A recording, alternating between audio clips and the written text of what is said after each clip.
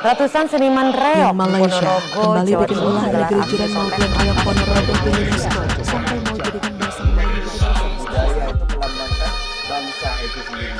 Kalau disebut budaya reok ini memang etnik Jawa yang ada di Malaysia, khususnya di negeri Johor.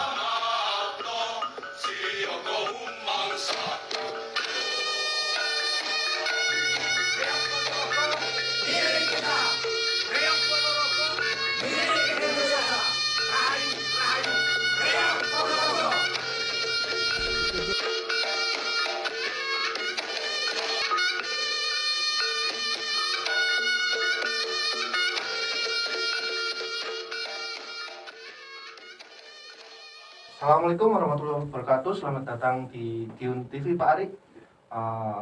Dikenal Pak Erik Dwi Jayanto, tapi juga terkenalnya Pak Erik ya. Ini Pak, berbicara tentang reok Ponorogo. Reok Ponorogo itu tidak hanya ditemukan di Ponorogo, Jawa Timur, akan tetapi juga ditemukan di Batu Pahat, Johor, Malaysia. Di sana sangatlah kebudayaan ini sangatlah berkembang pesat di sana. Bahkan pemuda di sana juga ikut serta mengembangkan kebudayaan tersebut. Akan tetapi di Johor ini juga ada perbedaan mengenai reok, mulai dari penampilan, terus pakaian dan sebagainya. Itu kalau kita ingin mengetahui sebuah sejarahnya itu bagaimana kok bisa ada di sana, Pak? Oke, Assalamualaikum warahmatullahi wabarakatuh. Terima kasih atas undangan teman-teman tim Tiun TV. Jadi kalau bicara tentang perjalanan reok Ponorogo di Malaysia, ini memang salah satu konsen kajian saya, khususnya ketika S2 di Universitas Malaya dulu. Jadi saya ingin memulai dari membuka lipatan sejarah bagaimana kedatangan reok Ponorogo di Malaysia. Jadi jauh sebelum polemik tahun 2007 yang sempat muncul klaim kebudayaan, klaim reok sebagai kesenian tradisional milik Malaysia. Kalau mau membuka lipatan sejarah, sebenarnya reok sudah ada di Malaysia sejak 1901. Tepatnya di Kampung Terpat, Batu Pahat, Johor, Malaysia. Data ini saya temukan di beberapa sumber. Jadi pertama di Perpustakaan Universitas Malaya, kemudian saya mencari data di Arsip Negara Malaysia dan juga di negeri Johor, bagaimana melacak kedatangan orang Jawa, khususnya orang Ponorogo di Malaysia. Jadi data agak awal itu 1890 di Arsip Negara Malaysia itu sebanyak 15.000 orang Jawa yang bermigrasi di Malaysia, khususnya di Johor. Jadi kalau kita mau melihat secara utuh bagaimana hadirnya reok, tidak bisa dilepaskan dari penghijrahan atau migrasi para generasi pewaris yang membawa reok di sana. Jadi reok dibawa tahun 1901 oleh Bapak Saikun Kentus. Ini dari namanya saja sudah nama sangat lokal ya, Ponorogo. Jawa sekali, Pak. Nah, 1901 reok sudah dimainkan di Batu Pahat, Johor sana. Artinya jauh sebelum Malaysia dan Indonesia berdiri sebagai sebuah negara. Sehingga dari polemik ini tidak perlu terjadi kalau kita memahami aspek historisitas atau sejarah bagaimana reok itu ada di Malaysia. Nah, kalau bicara kemudian bagaimana reok bisa ada di sana, tentu tidak serta-merta kesenian ini hadir secara utuh, ya, mulai dari gamelan dan lain sebagainya, tapi secara bertahap. Jadi kalau mau melihat lebih dalam konteks lokal, khususnya di daerah Batu Pahat, Johor, saya bertemu dengan beberapa pegiat kesenian, ketua badan kesenian, khususnya reok, yang lebih dikenal di Johor, Malaysia itu sebagai barongan. Saya bertemu beberapa tokoh generasi pewaris Riau yang notabene adalah warga negara Malaysia, hanya saja keturunan Ponorogo. Saya bertemu dengan Mbah Haji Miskun bin Karim, dari namanya juga sangat lokal. Ponorogo sekali. Jadi Mbah Miskun Karim ini generasi kedua keturunan Ponorogo yang sudah menjadi warga negara Malaysia. Jadi ayahnya, bapaknya Mbah Miskun ini, Bapak Karim ini dari Semanding, Sumoroto.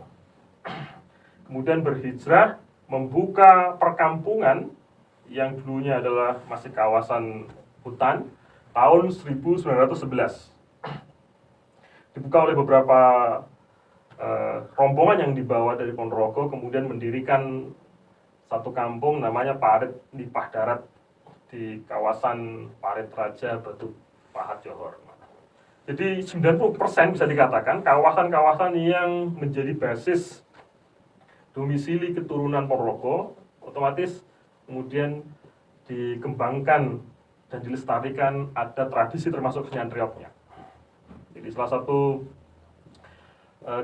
pegiat kesenian Riok, Mbah Miskun Karim ini masih eksis melestarikan Riok yang diberi nama grupnya kesenian Setia Budi. Kemudian di tempat lain ada namanya Mbah Marji bin Muhammad atau Pak Marji. Beliau juga keturunan dari Ponorogo, mendirikan kesenian Riok dan mengembangkan sampai eksis sampai hari ini.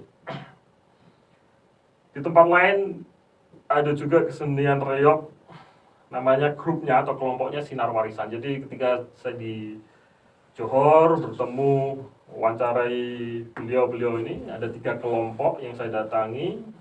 Ada kelompok Setia Budi, ada kelompok Sinar Warisan, dan kelompok yang lain. Nah, yang masih eksis untuk melestarikan Riok sampai saat ini, insya Allah gitu.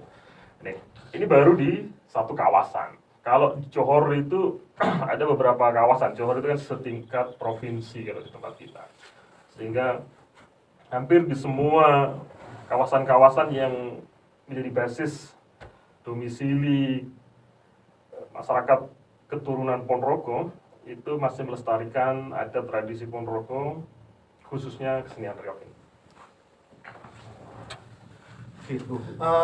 Gini Pak, kalau mengenai sejarahnya datang di sana, kemungkinan juga ada motif tersendiri. Kenapa Riok Ponorogo kok dilaksanakan di sana, dilestarikan di sana? Itu motifnya seperti apa dan kenapa itu?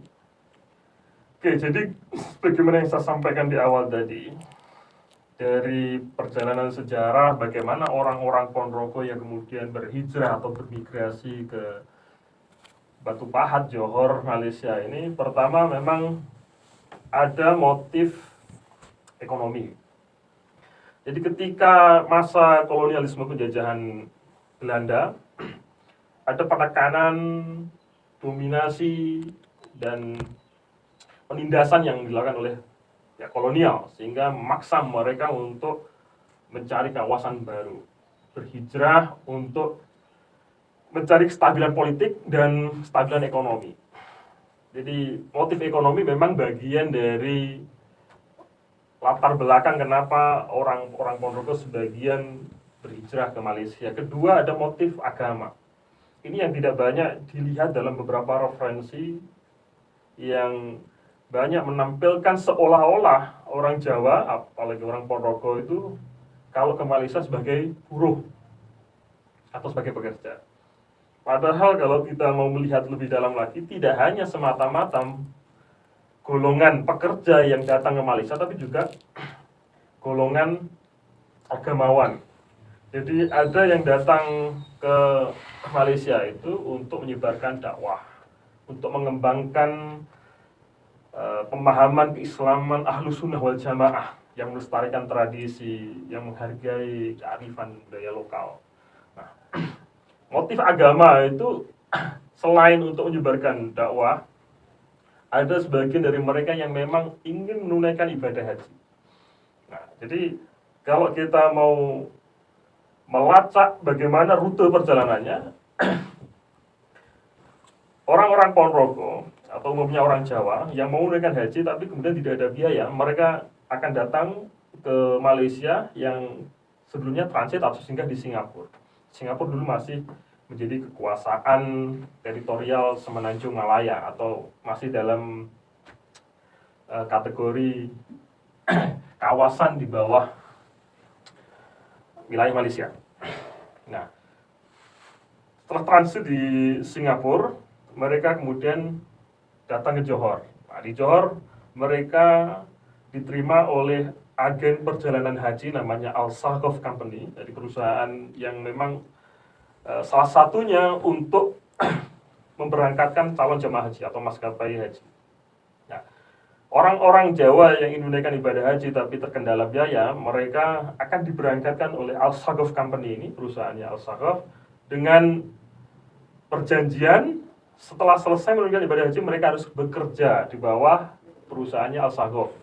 Nah, perusahaan Al-Sagof ini membawai kawasan salah satunya pertanian, sehingga selesai mereka menunaikan ibadah haji, para Muslim Jawa, khususnya dari Ponorogo itu mereka akan bekerja di ladang, di lahan yang telah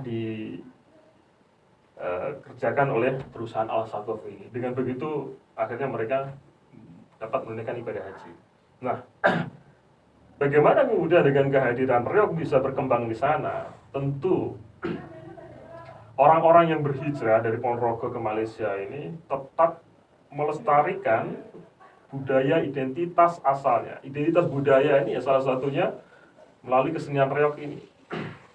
Sebenarnya tidak hanya kesenian Riok, ada beberapa tradisi yang lain yang masih dijalankan sampai saat ini. Misalkan tradisi ketika ada yang meninggal. Nah, ini tradisi untuk mendoakan 3 hari, 7 hari, 40 hari, 100 hari ini masih dijalankan. Atau ada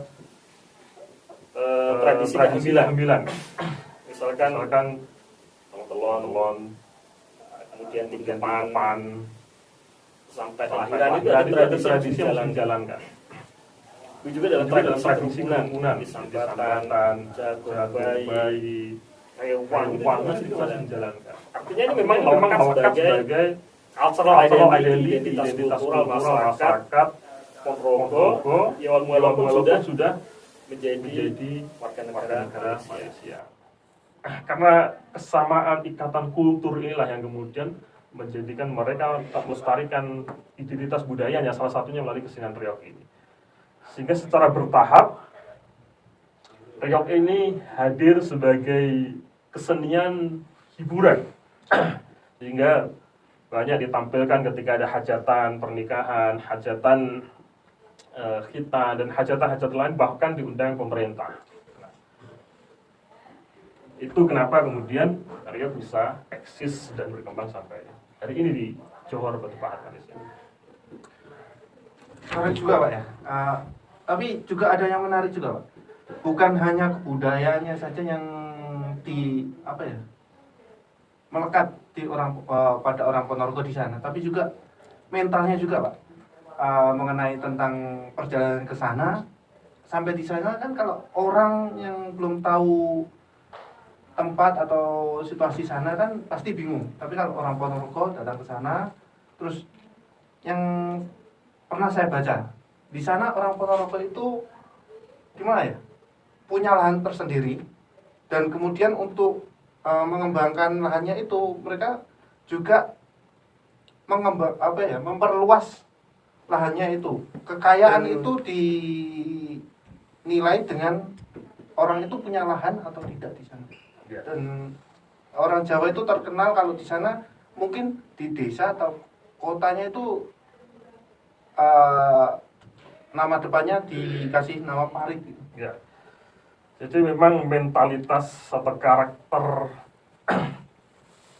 orang Ponorogo yang ada di Johor, Malaysia itu hampir sama dengan orang Ponorogo Jawa Timur. Karakter warok itu kan menebal sebagai darah pahlawanan. Jadi spirit hero sebagai warok itu menguat di sana, sehingga mereka dikenal sebagai pekerja keras, orang yang telaten, tekun dalam mengerjakan lahan. Nah, ini kaitannya dengan tadi bahwa selesai atau sekembalinya mereka menunaikan ibadah haji dari Mekah, mereka kan diminta Al-Sagof ini, bukan diminta karena memang perjanjian kerja, untuk mengelola lahan.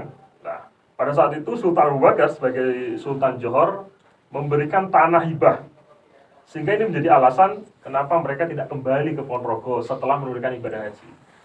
Karena mereka mendapatkan tanah hibah dari Sultan Abu Bakar untuk dikelola, karena memang program dari Sultan Abu Bakar, Sultan Johor itu untuk memajukan kawasan pertanian di Johor. Nah, orang-orang Ponorogo yang sudah menunaikan ibadah haji kemudian mengelola lahan itu akhirnya mendapatkan lahan atau tanah di sana, sehingga mereka pada generasi selanjutnya tidak hanya dikenal sebagai tuan haji, ini semacam simbol sosial dalam stratifikasi masyarakat Melayu. Kemudian selain tuan haji juga tuan tanah ya, karena mereka mendapatkan banyak tanah dari tanah-tanah hibah yang diperoleh dari Sultan Abu Bakar, Sultan Johor ini. Nah, maka kemudian ini yang menarik buat saya adalah bagaimana ada pembagian tugas ketika orang Jawa, khususnya orang Ponorogo itu berhijrah ke tanah Melayu di Johor Batu Pahat. Jadi dalam waktu yang sama, selain mereka membuka kawasan hutan menjadi perkampungan, mereka juga mendirikan masjid atau surau. Itu ada dalam catatan yang ditulis di Arsip Negara Malaysia 1933, mendirikan surau, mendirikan masjid, kemudian mengadakan kegiatan keagamaan, bahkan yang akhirnya dilestarikan ada model Anjang Sana, Jamaah Yasin dan Tahlil. Ini hampir sama dengan di Ponorogo sebagai tanah induknya. Jadi tradisi-tradisi yang dijalankan di sana tidak terlepas karena memang identitas kultural, identitas budaya mereka sebagai orang Ponorogo tidak bisa dihilangkan. Jadi ketika pertama kali saya ke sana, saya belum kenal dengan namanya Mbah Miskun Karim, Pak Marji, dan orang-orang pegiat kesenian reog warga negara Malaysia keturunan Ponorogo itu. Baru saja saya sampai tiba di halaman rumah, itu langsung disambut seperti cucunya sendiri yang baru datang dari jauh gitu. Padahal sama sekali belum kenal, belum pernah ketemu. Langsung disambut beliau itu dengan bahasa khas Ponorogo. Ile, madam sih karo itu gitu. Iya. Ini pengalaman pertama saya agak tersentuh ini kok luar biasa sekali ini kan. Saya baru pertama sudah disambut seperti cucunya sendiri dan madam sih karo itu di Kuria. Baru kemudian kita bicara tentang bagaimana perjalanan beliau membuat grup reog di Johor dan lain sebagainya.